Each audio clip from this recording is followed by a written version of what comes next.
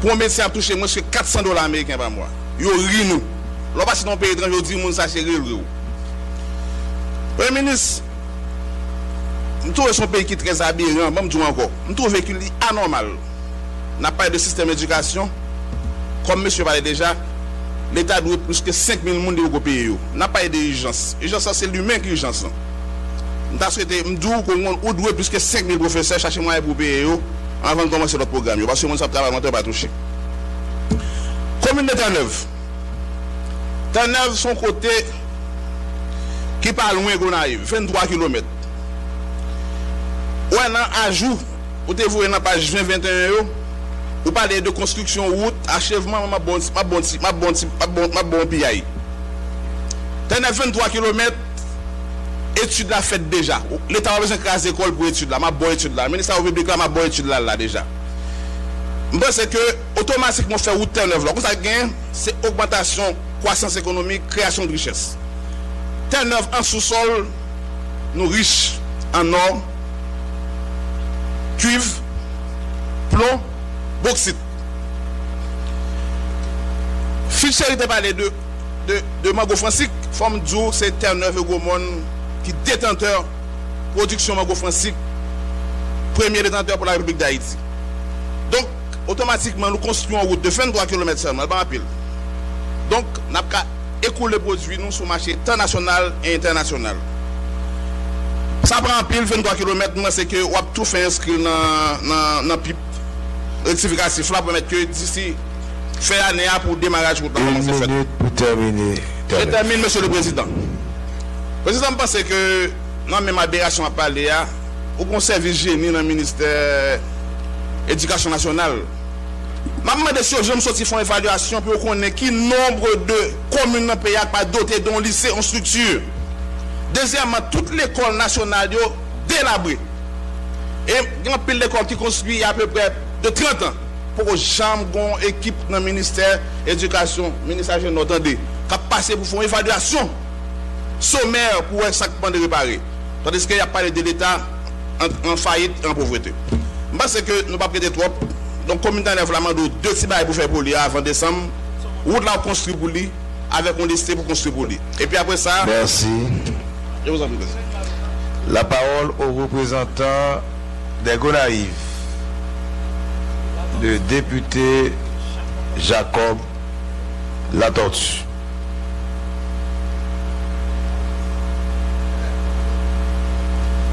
Et après, c'est le tour du député profane de Petite Rivière de l'Artibonite.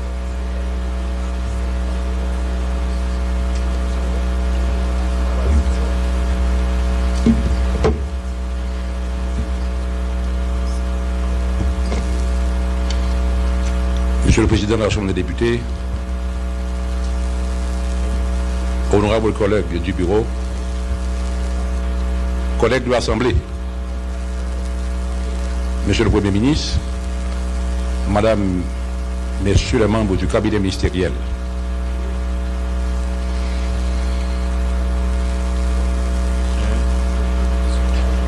le temps de parole étant limité, Monsieur le Premier ministre, je veux être précis et concis dans mon intervention.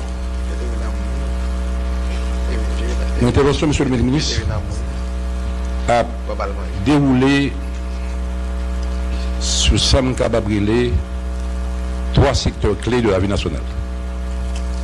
D'abord le secteur de l'économie, celui de la santé publique et enfin celui de l'enseignement, l'éducation nationale.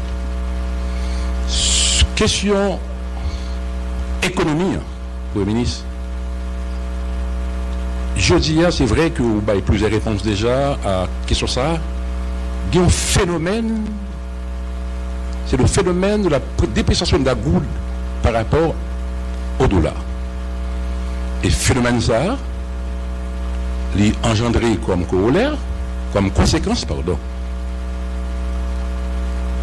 la hausse des prix, des produits de première nécessité, et comme corollaire, c'est la misère du peuple. C'est vrai que nous tendons tout à l'heure dans la réponse que tu as bail, pour expliquer que gagner il y a 1 an ou 2 ans depuis que il y a une crise en instabilité politique qui crée situation ça nous capable dire c'est l'aspect, je dirais, conjoncturel de la question. Mais le problème, à mon avis, monsieur le Premier ministre, est beaucoup plus profond. Parce que nous gagnons un déficit de balance commerciale, nous gagnons une insuffisance ou un manque de production. Donc, situation ça beaucoup plus profond. Je pense que monsieur le Premier ministre, dans la réponse bon moyen Premier ministre, ou dit sur le plan conjoncturel, mais ça nous va le faire dans les 3 prochains mois, et sur le plan structurel, mais ça l'a fait sur le long terme. Monsieur le Premier ministre, puisque nous avons parlé de l'économie, la création de l'emploi constitue aussi la création de richesse. M'apprend président Homo, qui était participé dernièrement, assisté aux funérailles des victimes du 12 mars 2017 au Gonaïve. Président PIA sous place d'Amnan, côté rédigé acte indépendance là, il dit que l'icône situation planteur dans pleine des Gonaïves qui t'a gagné en 40 pompes que ODPGT offrit, ça fait plus de 70 ans, pour plus de 40 ans. Ils promettent bientôt que pompe ça a retourné, mais sous autre forme. Pour permettre que le problème de sécheresse qui gagne en pleine dans le résoudre, pour créer richesse, pour améliorer les conditions de vie Mounsao. Je vais fermer pour partie à monsieur le Premier ministre avec une recommandation. Tu as une compagnie belge sous la présidence du président, Matéli, qui te promet qu'il y a implanté une usine de cimenterie non loin de Gonaïve. C'est entre Gonaïve et Ansouge. Je crois que pour mes mois d'or, j'ai participé dans la cérémonie de premier pays là. Malheureusement, la situation ça est campée par rapport à la conjoncture politique là. Nous ferons remarquer là, monsieur le Premier ministre, pour dans quelle mesure, monsieur le Premier ministre, qu'on entre en contact pour nous avec cette compagnie pour permettre que l'usine n'a pas offrir, pour créer emploi, pour créer richesse pour les jeunes filles et les jeunes garçons qui vivent dans la communauté. Sur le plan santé publique, monsieur le ministre, nous avons un problème fondamental en problème haïtien. L'Université d'Haïti a une seule école de médecine qui est située à la capitale de Port-au-Prince. Et puis depuis son existence, il accueillit seulement chaque année 125 étudiants. 125 étudiants entrés, pendant 6 d'études là, gagné qui partit, gagné qui mourit, gagné qui retombe, un phénomène de déperdition. Environ en quarantaine, en cinquantaine, en soixantaine, absolument chaque année. Comment l'État croit que aujourd'hui, il a offert santé vraiment à ses concitoyens et ses concitoyennes. Au Gonaïve particulièrement, grâce au Trésor public, grâce à l'agence canadienne, nous gagnons une grosse auto-construction, je dis bien construction par hôpital. Bâtiments équipés, sur le plan infrastructure, c'est belle bagaille, mais pour un problème de gestion, un problème de ressources humaines accru. Terminé, collègue. Monsieur le Premier ministre, nous avons souhaité que, comme ces médecins de profession courrier, on a penché de plus près de l'air sur la situation ça, parce que jeudi, on a eu chef du département à obliger maintenant à aller à Gonaïve, c'est marrant, marcher les salines ou encore au plateau central. Situation ça vraiment déplorable. Pour terminer, monsieur le Premier ministre, nous avons enfin, monsieur le Premier ministre, le problème maintenant de l'enseignement en Haïti qui pose ce problème. Depuis quelque temps, depuis les 30 dernières années, on a offert un enseignement qui n'a pas offert qualité. Un enseignement qui n'a pas de qualité. Regardez nos jeunes, comment ils sont formés, je veux dire. Les jeunes des universitaires, je veux dire, qui n'ont pas de confrères. Des universitaires qui n'ont pas réfléchi sur une question, je veux dire. Le problème de l'enseignement est fondamental. Et ça explique ça, monsieur le Premier ministre. Plusieurs facteurs. Un facteur, c'est l'absence de formation des maîtres. de télécole, on est professeur pour organiser pour des séminaires de formation pendant les vacances. La supervision, ou le service d'inspection scolaire. Moun qui inspecte aujourd'hui, c'est le bureau, il parle dans les salles de classe, puis regarder. Merci.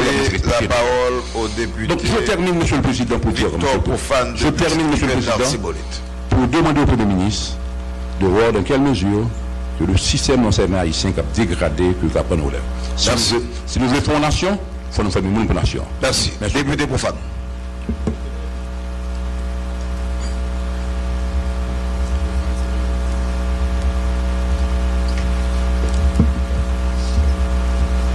Président, mon bureau, collègue de l'Assemblée, PM, ministre. PM, pays a besoin 5 000 tonnes de riz et 600 000 tonnes de riz. N'a produit 200 à 250 000 tonnes de riz. PM, m'a demandé qui ça ou gagné, qui forme d'encadrement ou gagné pour paysans dans la Tibonite qui produit 3 tonnes au moins pour passer de 3 tonnes à 6 tonnes. Il y a une institution dans la Tibonite, il y aurait les RAC par bas qui produit 6 tonnes. Moi, je veux dire concrètement, qui forme d'encadrement au gain pour paysans de la Tibonite qui produit 3 tonnes aujourd'hui pour passer de 3 tonnes à 6 tonnes. Moi, j'ai une proposition m'a fait sur professeur que nous devons 1,8 milliard de gouttes. Dans le jour qui vient là, professeur, c'est dans la rue après. Nous demandons faire professeur était dans la salle de classe. Il faut aller chercher comme pour payer professeur nous. Nous proposons pour garder avec BRH, ONA ou AVCT, AN, qui ça y a une question dans le pays professeur pour nous assurer nous professeur c'est pas dans la rue c'est dans la salle de classe et PM m'attend une réponse et c'est à travers réponse on va bon vote pas maintenant. Merci. Député Profane, vous avez bien respecté vos minutes. Maintenant, la parole à l'indépendant, le député Patrick Norzeus. Et après, le PM aura à répondre aux questions des députés. Député Norzeus. Il est indépendant. Il est indépendant. C'est le seul député indépendant que nous avons. Bon, Monsieur le Président, il est difficile de faire les salutations d'usage quand on a 5 minutes d'intervention. Je vais marcher le chronomètre. Voilà. OK. Rapidement, Monsieur le Premier ministre, au premier paragraphe de la page 20, au chapitre 4 de votre déclaration de politique générale, vous avez mis l'accent sur le rôle du transport et des communications dans le processus de développement du pays. Les routes étant au cœur de la double problématique du transport et des communications, j'ai pris soin d'analyser l'ensemble des grands projets de maillage routier du réseau routier national de votre déclaration de politique générale. Et à ma grande consternation, Monsieur le Premier ministre, il y a cette constante qui revient. La non prise en compte de l'axe NIP-Grand'Anse, en d'autres termes, de la route interdépartementale NIP-Grand'Anse, qui doit passer par Petit Trou de NIP, Baradère et Pestel. Pourtant, prenons soin de souligner l'importance de ce axe routier dans une perspective de dynamisation économique de la région, incluant celle de ses différents arrondissements et communes. Je vous exhorte, PM, au nom de mes collègues de NIP et de la Grand'Anse, à intégrer dans vos grands projets de maillage routier l'axe NIP-Grand'Anse. Notamment, il y a le prochain budget rectificatif et via ce budget, on peut toujours revoir le programme de maillage routier et voir comment intégrer ce axe. Cet acte de justice territoriale sera le plus beau geste de solidarité vis-à-vis de la vaillante population du département de NIP et de ses communes durement frappées par le cyclone Mathieu. Premier ministre, dans un autre registre, je me réjouis de ce que, pour une fois, un document de déclaration de politique générale tienne compte de l'importance du secteur maritime dans l'économie nationale et place le SEMANA, service maritime et de navigation, non pas service maritime de navigation haïtienne, mais plutôt service maritime et de navigation d'Haïti, à l'avant-garde de cette politique visant à faire de ce secteur un véritable outil de développement national. Cependant, Monsieur le Premier ministre, le plan d'action pour la relance du secteur maritime n'est pas à élaborer. Ce plan, avec ses 5 axes fondamentaux, existe bel et bien déjà. Car déjà consigné dans un document d'une 40aine de pages, ce plan existe. On n'aura pas à l'élaborer. Et tout ce qui est mentionné à la page 21 de votre déclaration de politique générale est déjà développé dans ses moindres détails dans le document, le plan existant. Il n'y a qu'à le voir, ça existe. Et tous les axes fondamentaux sont décrits et avec leurs détails.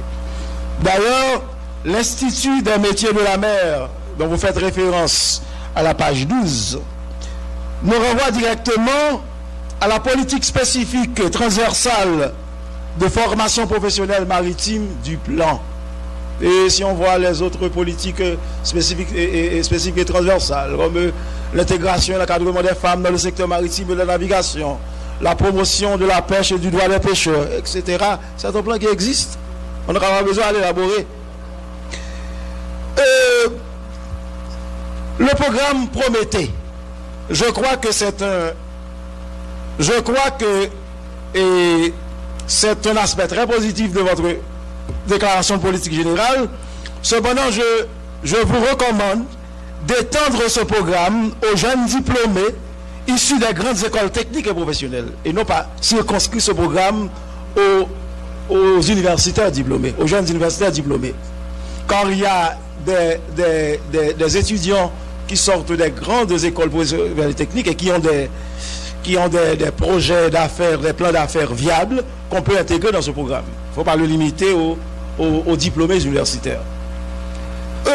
Collègue Nozé, je finis. Mon chronomètre est là, Président, je ne sais pas encore fini. Enfin, à la page 14, vous parlez d'une politique de développement des îles adjacentes. Cette politique de mise en place de petites poches territoriales de développement et d'attraction touristique, à mon avis, doit être intégrée dans un cadre global d'aménagement et de planification économique du territoire. Bon, et ceci, je vous garantis, Premier ministre, comme vous l'avez vous-même reconnu au chapitre 7, je crois, de votre déclaration de politique générale, vous avez reconnu que votre programme est tellement ambitieux que ça pourrait susciter des doutes quant à la capacité du gouvernement à l'appliquer. Bon, vous avez quand même certains voies et moyens. Je vous exhorte à faire venir les ministres dans les prochaines semaines afin de voir dans des feuilles de route le cadre opérationnel, la stratégie sectorielle d'implémentation, de matérialisation des différentes politiques publiques. Merci beaucoup. Merci. Merci, collègue. Et bonne chance et bon travail. Maintenant, il revient au Premier ministre de répondre aux différentes interventions qui ont été produites. Merci. Honorable Président. En ce qui concerne l'intervention de l'honorable député Alsace Hubert Dieu, effectivement, la politique étrangère ou extérieure sera mise au service du développement. Vous aviez signalé qu'on doit utiliser d'abord des nationaux pour des postes clés. Nous sommes tout à fait d'accord. Mais parfois, il y a des non-nationaux qui sont aussi de véritables personnes qui font la promotion de notre pays.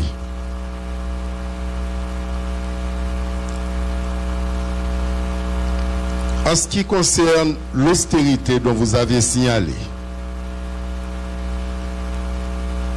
on n'a pas voulu utiliser le mot austérité. Parce que l'austérité a deux composantes. D'abord, il faut augmenter les taxes.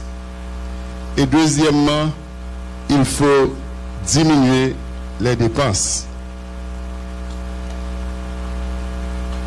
En ce qui concerne la réduction des dépenses de l'État, comme je l'ai signalé en plusieurs fois lors de mes interventions, nous allons combattre la corruption et aussi la contrebande. Avec ces mesures déjà, l'État pourra augmenter son assiette fiscale. En ce qui concerne la politique de taxes, je pense que nous devons agir avec beaucoup de précautions. Bien sûr, notre ministre des Finances va nous donner des conseils là-dessus. Mais vous êtes d'accord avec moi aussi que trop de taxes tue les taxes, tue l'impôt. Mais nous devons être très imaginatifs pour pouvoir, de façon intelligente, ajuster la situation, augmenter la pression fiscale sans trop augmenter les taxes et augmenter de ce fait notre assiette fiscale et notre budget. La santé animale est très importante pour nous parce que notre gouvernement va investir ou va encourager les investissements, parce que les investissements, ça ne constitue pas seulement les affaires de l'État, mais aussi du secteur privé. Nous allons encourager les investissements non seulement au niveau de l'agriculture, mais aussi au niveau de l'élevage. D'où l'importance de restructurer la santé animale en Haïti.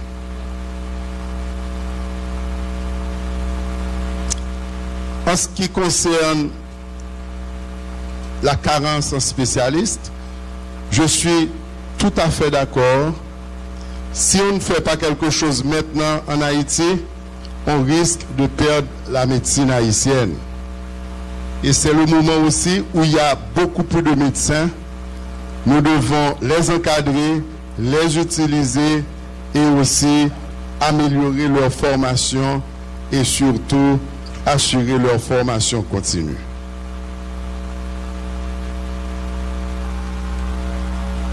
En ce qui concerne les États généraux, il y a un petit point de désaccord, honorable député Alsace Hubert Dieu, vous aviez dit qu'il ne faut pas faire appel aux hommes politiques.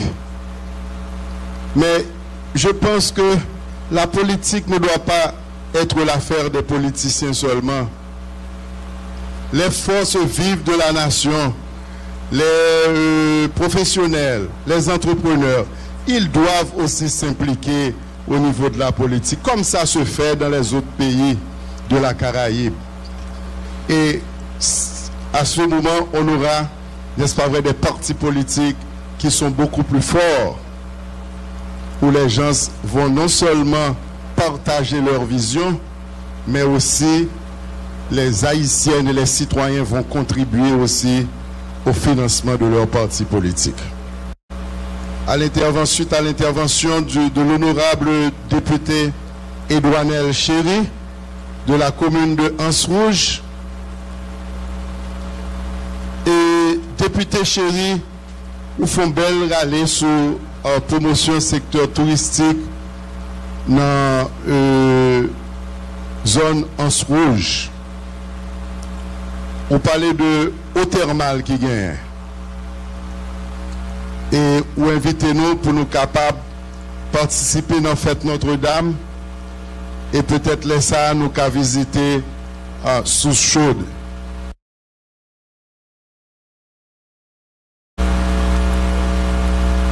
Nous connaissons que sous chaude, c'est une source non seulement qui a une valeur touristique, mais il quand même il a des vertus thérapeutiques tout.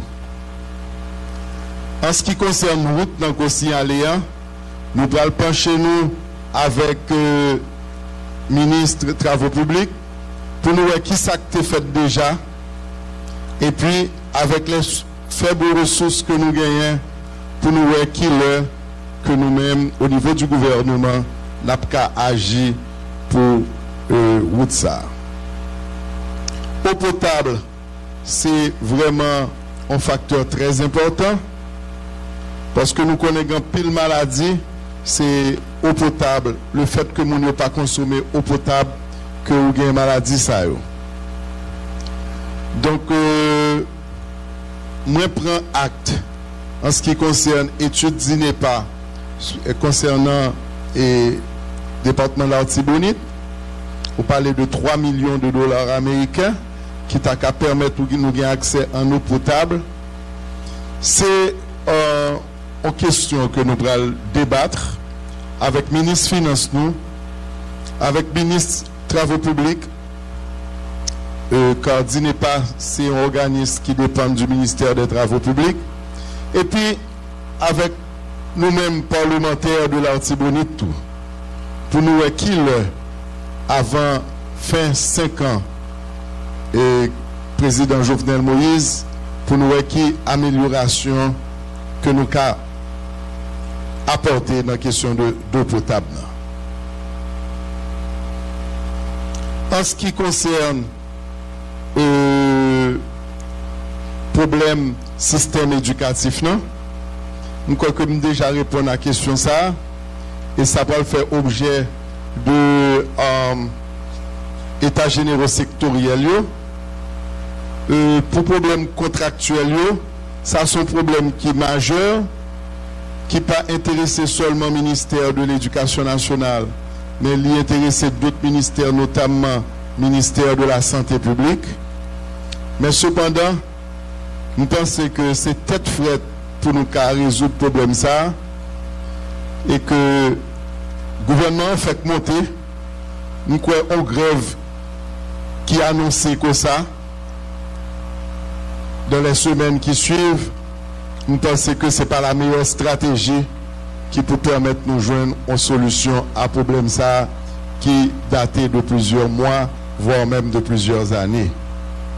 Mais cependant, on peut garantir au niveau du gouvernement que nous allons pencher avec une grande célérité pour nous remédier à ce problème ça.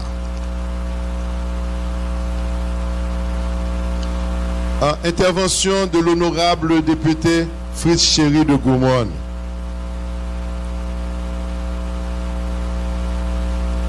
Merci pour la suggestion sur fait non député concernant les 80 000 employés de l'État pour nous réévaluer.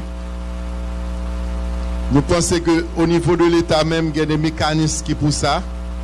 Il y a des institutions qui là pour ça, pour évaluer les cadres de l'État.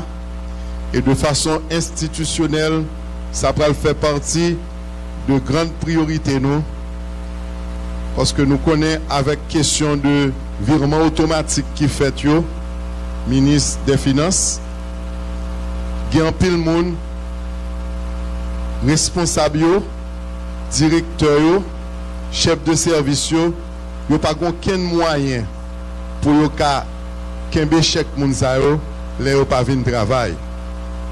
Donc, je pense que de façon périodique, il y a deux mécanismes, bien sûr, que le ministère des Finances va pour le développer, pour nous vraiment connaître qui le moun yo vinn travail, est-ce que yo vinn travail, et aussi au niveau des ministères, nous avons demandé tout pour développer des mécanismes, non seulement en ce qui concerne payroll moun sa yo, mais aussi des feuilles de route, des feuilles de présence que vous utilisez dans toute entreprise privée. Je pense au niveau de l'État, il faut nous utiliser ça. Déjà, mécanisme existait, c'est utiliser, non pas utiliser.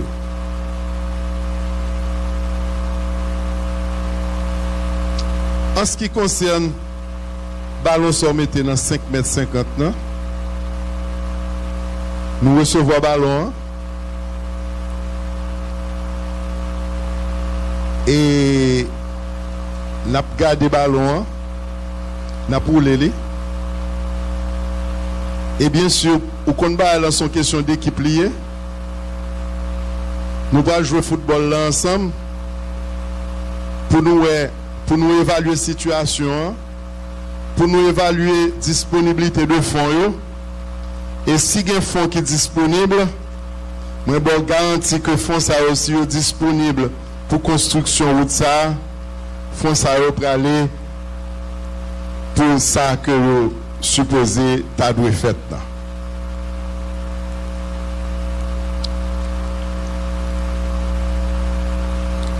Et bien sûr, nous connaissons que toute base ça répond à la vision président Jovenel Moïse avec ministère concerné, ministère du plan, ministère travaux publics, nous allons vraiment assurer nous que, n'est-ce pas vrai, construction de ça, si fonds est disponible, que nous réalisons. En ce qui concerne Central, d'ailleurs nous notons ça au niveau de déclaration politique générale là, nous pouvons aller évaluer, faire et garder si il y a des études qui étaient faites et puis voir dans quelle mesure que nous sommes capables d'implémenter les études ça. Pour 8 moteurs additionnels et moteurs central Simon Bolivar qui commence grand monde, nous pensons que sont grande priorité que lié. Et première étape dans son évaluation de situation pour nous faire. Et une fois nous faisons faire évaluation, ça va permettre nous un coup et à partir de quoi nous sommes capables de prioriser amélioration ou rénovation et même augmentation de capacité au niveau de Centrale Simon Bolivar. Mais d'abord, nous faisons pour nous faire un coup pour nous connaître est-ce que c'est dans budget rectificatif, c'est pas tellement évident, ou bien est-ce que c'est à partir d'année fiscale qui a commencé le 1er octobre que nous avons envisagé ça. En ce qui concerne route Gaumont Henri Saint-Michel, nous prenons acte et là encore, nous allons aller évaluer la situation. Et merci beaucoup pour conseil ça que nous députés. En ce qui concerne l'intervention du député, de l'honorable député Samuel d'Haïti, de la commune de Saint-Marc, ou plus précisément la première circonscription de Saint-Marc.